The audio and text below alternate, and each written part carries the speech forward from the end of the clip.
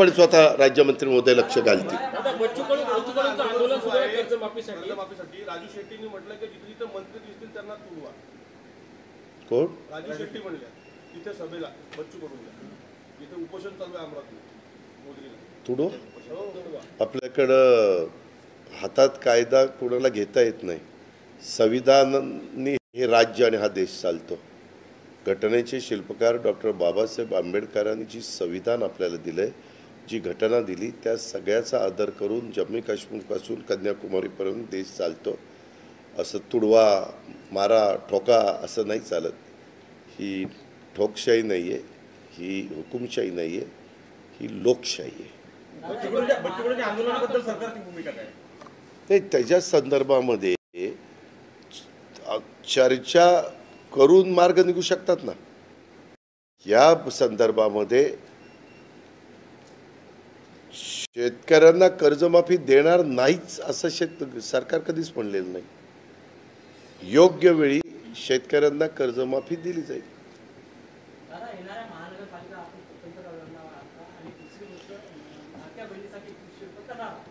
त्या संदर्भामध्ये सध्या तरी आम्ही जे काही करता आणली 1,500 रुपये महिन्याची, ती सध्या आम्ही चालू करतोय.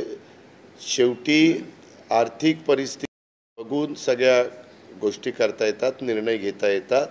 आत्ताच्या घडीला तरी आम्ही ते 1,500 रुपये कुठल्याही परिस्थितीत बंद न करता ज्या खरोखरीच त्या बसणाऱ्या आमच्या लाडक्या बहिणी आहेत त्यांना देण्याचं आमचं काम चालू आहे. तशा पद्धतीनं आम्ही देतोय. काय भेटेल का? पिंक रिक्षा हा भेटेल ना. नाही, पहिल्या टप्प्यामध्ये अकोला नाही आलं का? त्याच्यात अमरावती आहे मला वाटतं. मोठी ऐका ना, मोठी शहरं घेतलेली आहेत जी त्याचं पॉप्युलेशन खूप मोठ्या प्रमाणावर आहे. कारण त्या रिक्षा देत असताना इतर पण बांधवांच्या ऑटो रिक्षा चालवणाऱ्यांच्या व्यवसायावर कुठलीही अडचण येऊ नये. शेवटी योजना आणत असताना कुणाला लाभ द्यायचा आणि कुणाला त्या योजनेच्यामुळं त्रास होईल असं करायचं, असं कुठलंच लोकाभिमुख सरकार करत नाही. त्याच्यामुळं आत्ता घेतलेल्या वेगवेगळ्या शहरांचा अनुभव लक्षामध्ये घेता पुढं आम्ही तो योजना कशी वाढवायची ते ठरवू. कारण त्याच्यामध्ये घेणारा भाव वाढू नाही तर कमी घेतच असतो.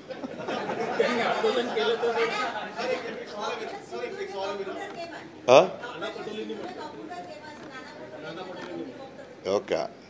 अशा ज्याला अर्थहीन वक्तव्याला काही तुम्ही एक बघितलेलं आहे. तुम्ही सगळे भारतातले भारतीय नागरिक आहात. आपल्या सैन्य दलांनी, तिन्ही सैन्य दलांनी कसं, नेव्ही असेल, एअरफोर्स असेल, आपलं हे मिलिटरी असेल, ह्यांनी सगळ्यांनी कसं काम केलं हे आपण पाहिलेलं आहे. आणि त्याच्यातून आपण सगळ्यांनी नेहमीच तुमच्या माझ्या भारताच्या सीमारेषेवर असे कधी प्रश्न निर्माण जेव्हा झाले देशाला स्वातंत्र्य मिळाल्यानंतर, तेव्हा सगळे देशातले नागरिक हे मजबूतीनं भारताच्या पाठीशी उभे राहिलेले. देशाच्या जे कोणी नेतृत्व करत असेल त्यांच्या पाठीशी उभं राहिलेला इतिहास आहे आणि आत्ताही तशाच पद्धतीनं घडलेलं आहे. कारगिलच्याही बाबतीमध्ये वाजपेयी साहेब पंतप्रधान असताना सगळेजण त्यांच्या पाठीशी उभे राहिले. आत्ता पण सगळेजण पंतप्रधान नरेंद्र मोदी साहेबांच्या पाठीशी उभे राहिले. त्याच्यानंतर शिष्टमंडळ आपण वेगवेगळ्या राजकीय पक्षाच्या मान्यवरांना त्याचं नेतृत्व घेऊन पाठवली. ते वेगवेगळ्या देशात जाऊन आले. नंतर पंतप्रधानांना पण काल परवा भेटलेले आपण पाहिलेलं आहे. त्याच्यामुळे अशा गोष्टीकडं राजकीय दृष्टिकोनात न नये असं माझं मत आहे. काय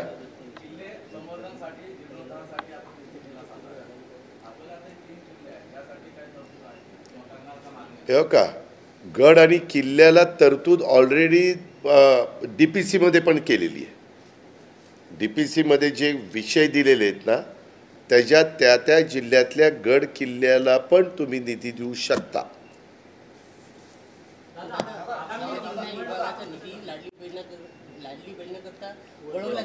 कुठला मी तुम्ही काल का परवा मी भाषण केलेलं किंवा आपल्या मुख्यमंत्र्यांनी पण उत्तर दिलेलं आपल्याला माहीत नाही का? आपण तशा प्रकारे राज्याला निधी देतो, वेगवेगळ्या विभागाला निधी देतो, ते त्या घटकाकरता देत असतो. आणि यंदाच्या अर्थसंकल्पात महायुतीच्या सरकारने देवेंद्र फडणवीस, एकनाथराव शिंदे, अजित पवार यांनी अर्थसंकल्प सादर करत असताना, मंजूर करत असताना, त्याला दोन्ही विधिमंडळाची मान्यता देत असताना ह्यामध्ये गेल्या वर्षीपेक्षा सामाजिक न्यायाला 41% नाही, आदिवासीला 41% तरतूद वाढवून दिली आणि सामाजिक न्यायाला 39% तरतूद वाढवून दिली. मी त्याच्यामध्ये माझ्या वर्धापन दिनाच्या निमित्तानं पण लाईव्ह टेलिकास्ट दाखवलं गेलं. त्याच्यात पण सांगितलं की आम्ही सेक्युलर विचारधारेचे लोक आहोत, आम्ही सर्व धर्मसमभाव मानणारे लोक आहोत, शिवशाहू फुले आंबेडकरांच्या विचारधारेने पुढं जाणारे आहोत. त्याच्यामुळे असा अन्याय आमच्याकडनं कधीच होणार नाही. हां,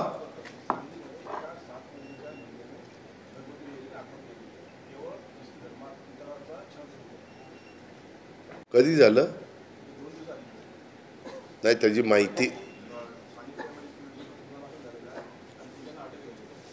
माहिती घेतो. ही फार गंभीर बाब आहे. माहिती घेऊन जे कोणी त्याच्यामध्ये जबाबदार असतील, जे कोणी त्या मृत्यूला कारणीभूत असतील, त्यांच्यावर कायद्याप्रमाणे आमचे पोलीस कारवाई करतील. बियाण्यांसंदर्भात सर, अजित जे कापसाचं बियाणं आहे त्याच्यात तुटवडा आहे आणि आपण आता सांगितलं की पूर्ण बियाणं. मी काही तासापूर्वी आढावा घेतला. हे सगळे सन्माननीय लोकप्रतिनिधी होते, मीटिंग संपल्यावर गेलेले ते पण होते. तर मला जिल्हा कृषी अधिकाऱ्यांनी सांगितलं की कुठल्याही प्रकारचं शॉर्टेज नाही, फक्त DAPचं जरा शॉर्टेज आहे, परंतु ते कसं ती भरून काढायची याबद्दलचा निर्णय कॅबिनेटला घेतला आहे. तशा सूचना कृषी विभागाला दिल्या.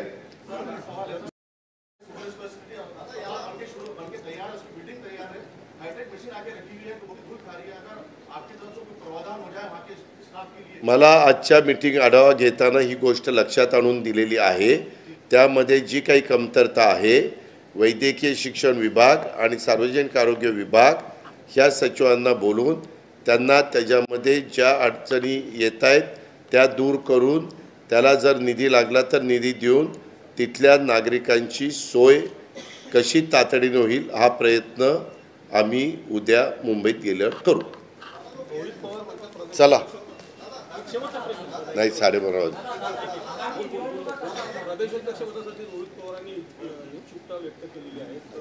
हो का, तुम्ही ज्या पक्षात असता त्या पक्षातल्या सहकाऱ्यांनी काय इच्छा व्यक्त करावी हा त्या पक्षांतर्गत प्रश्न आहे. त्याचा विचार तो पक्ष आणि त्या पक्षाचे नेते आणि त्या पक्षाचे संघटनेतले मान्यवर करतील. धन्यवाद.